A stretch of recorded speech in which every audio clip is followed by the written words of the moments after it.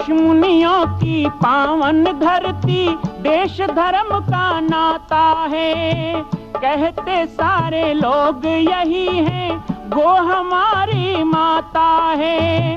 जाग उठो ओ भारतवासी, जाग उठो ओ भारतवासी, गो पर छुरियां चलती हैं। बंद करो गो माँ की हत्या, सारी जनता कहती है। बंद करो गो माँ की हत्या, सारी जनता कहती है।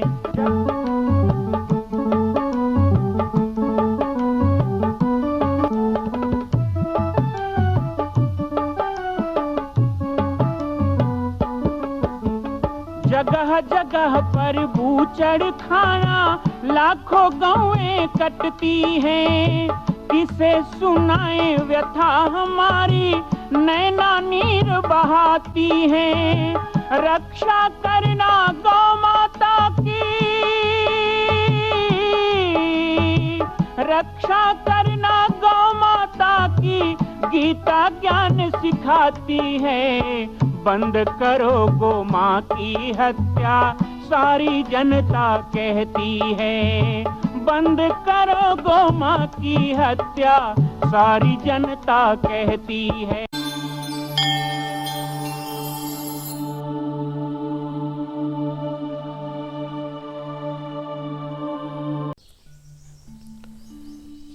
ओम श्री जानकी वल्लभो विजयते, रामो राजमणि सदा विजयते, रामं रमेशं भजे, रामेणाभीता निशाचर चमो रामाय तस्मै नमः। रामान्नास्ति परायणं परतरं, रामास्य दासोऽस्म्यहं, रामे चित्तलयः सदा भवतु मे भो राम मामुद्धरम्। आइए एक बार पुनः शनिवार की संध्या आप सभी का श्री रामायण पाठ में स्वागत है। पाटेश्वर धाम के द्वारा पिछले कोरोना काल से प्रारंभ किया गया यह बाबा जी की पाती कार्यक्रम समय बीतता जा रहा है और हम इस सुंदर से कार्यक्रम में आप सभी से जुड़ते जा रहे हैं। बहुत सौभाग्य की बात है कि रामचरितमानस पाठ और गीता पाठ हमने इस कार्यक्रम में प्रारंभ किया और आप सभी ने इसका खूब आनंद लिया। बस कमी है तो एक चीज की, आपकी जिज्ञासाओं की। रामचरितमानस के प्रसंगों पर आप अपनी जिज्ञासाएं हमें भेजिए, उसे हम रामायण पाठ में सम्मिलित करेंगे। आप आधे मिनट का वीडियो बनाकर भी अपना भेज सकते हैं, उस पर चर्चा की जा सकती है। श्री रामचरितमानस के रामायण महत्तम पर हम चर्चा कर रहे हैं। पिछले सप्ताह भी हमने रामचरितमानस में उन आए हुए परिवर्तनों के बारे में बात की, जो परिवर्तन कहीं सुखदायी भी हैं तो कहीं दुखदायी भी हैं।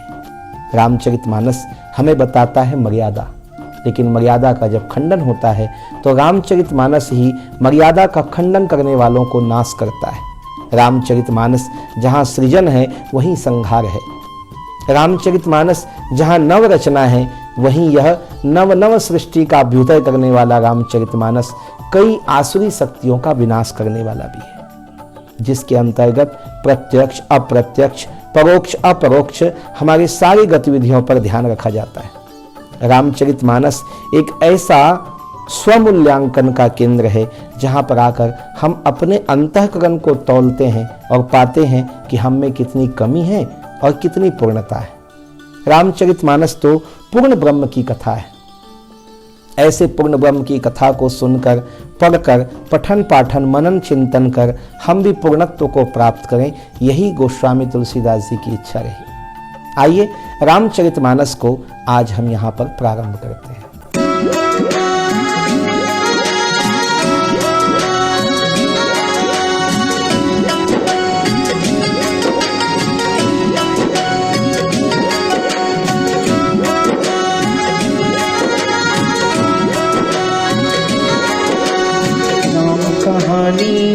सुनो रे राम कहानी, राम कहानी सुनो रे राम कहानी।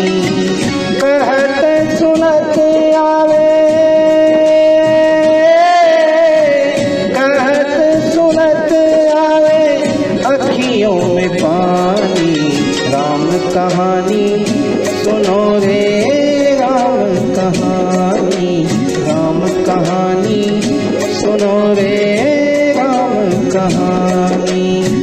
राम जय राम जय जय राम, श्री राम जय राम जय जय राम, श्री राम जय राम जय जय राम, श्री राम जय राम जय जय राम।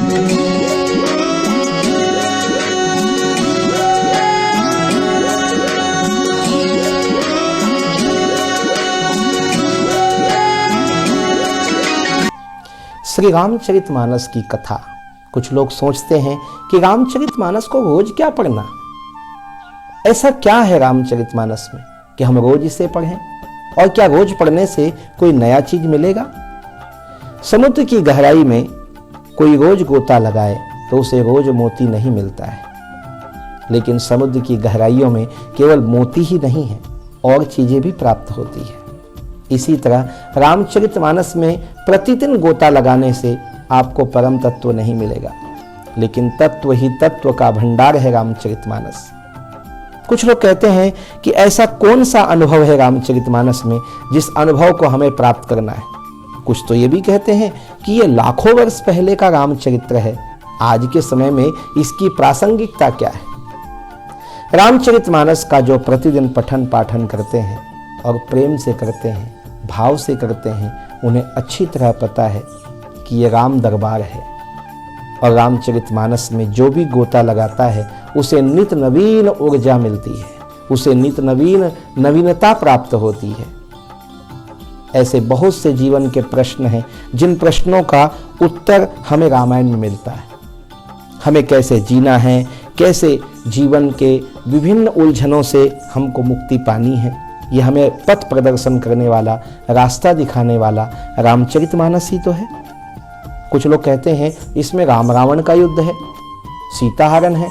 जो सामान्यतः संसार में होता है वो राग द्वेष, युद्ध, क्रोध, प्रेम, ये है, लेकिन रामचरितमानस इतना ही नहीं है। जीवन की ऐसी कोई समस्या नहीं है, चाहे भूतकाल की समस्या रही हो, चाहे भविष्य की हो, चाहे वर्तमान की हो, सब कुछ का उत्तर रामायण में है। रामचरितमानस में प्रमाण देकर हमारे जीवन के कोई प्रश्न आए तो उसका उत्तर निकाला जाता है।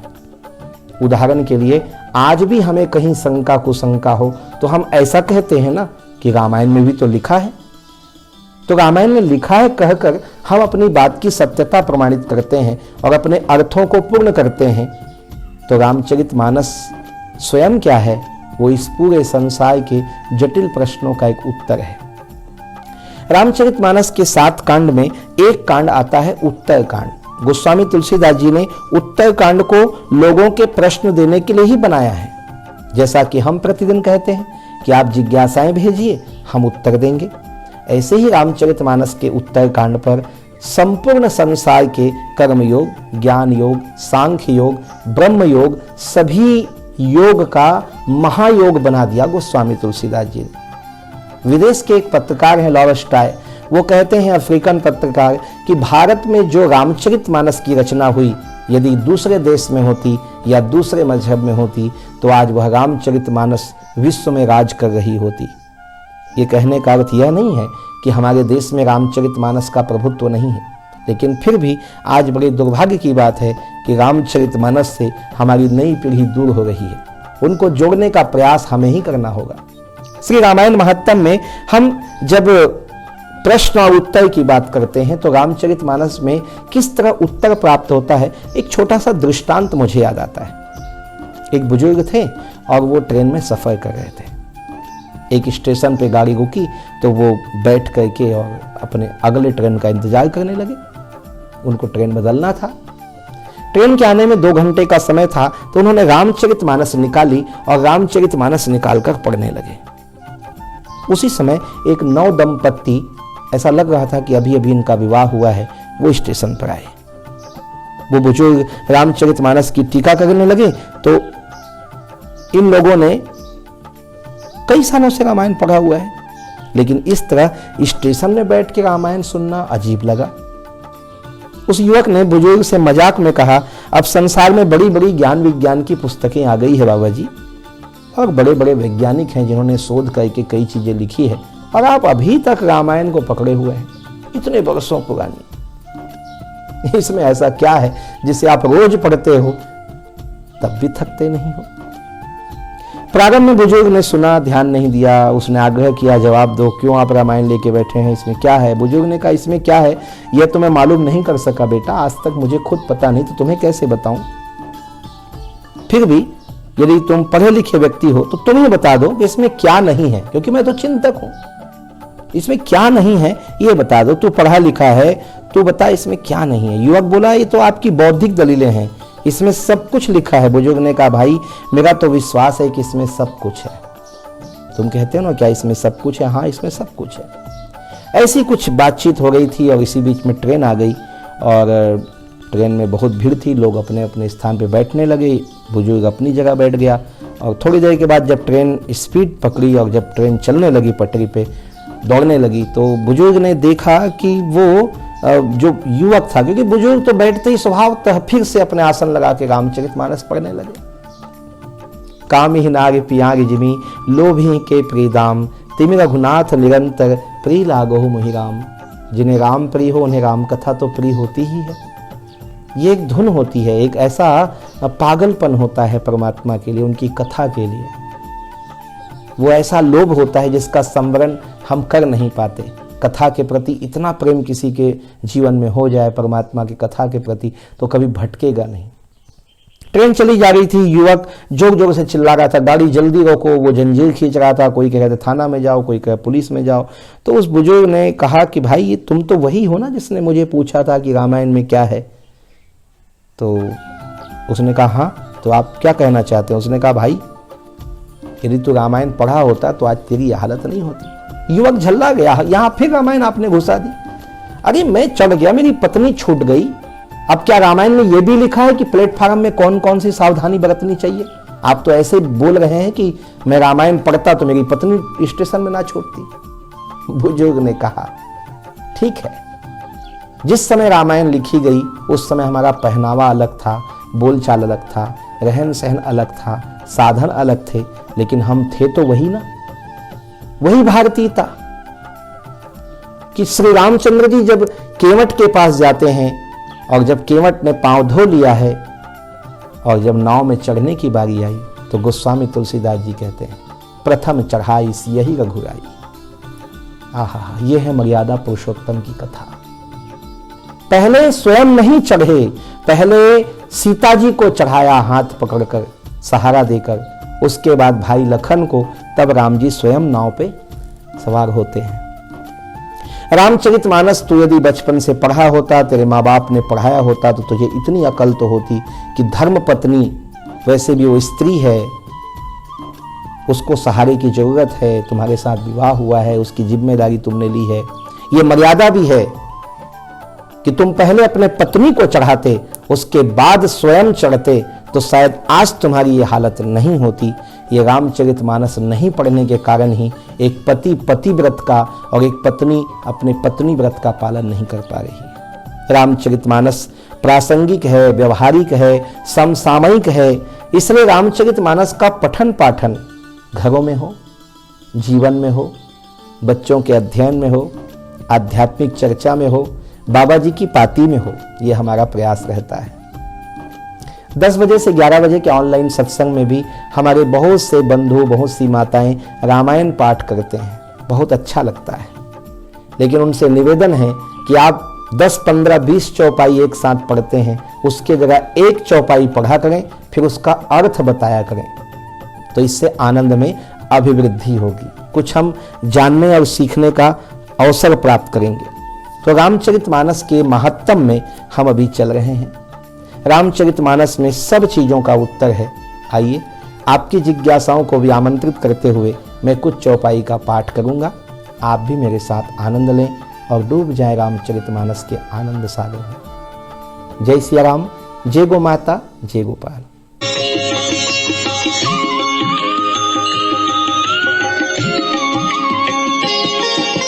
प्रबल अविद्या तम मिट जाई,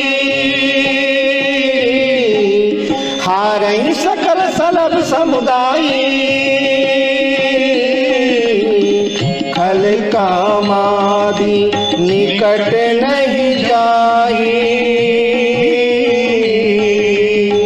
बसई भगति जाके उर्मा।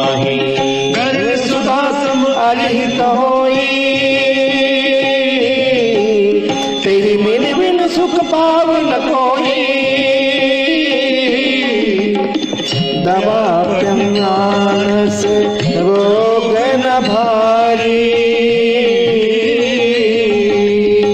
जिनके बस सब जीव दुखारी। अविद्या का प्रबल अंधकार मिट जाता है, मदादि पतंगों का सारा समूह हार जाता है। जिसके हृदय में भक्ति बसती है, काम क्रोध और लोभ आदि दुष्ट तो उसके पास भी नहीं जाते। उसके लिए विष अमृत के समान और शत्रु मित्र हो जाता है। उस मणि के बिना कोई सुख नहीं पाता। बड़े बड़े मानस रोग जिनके वश में होकर सब जीव दुखी हो रहे हैं, उनको नहीं व्यापते। बस जाके दुख लवले न सपन होता के, चतुर शिरोमणि ते जग माही, जे मनि लागी सुजतन कराही। श्री राम भक्ति रूपी मणि जिसके हृदय में बसती है, उसे स्वप्न में भी लेस मात्र दुख नहीं होता, और वो जगत में संपूर्ण मनुष्यों में चतुर शिरोमणि है।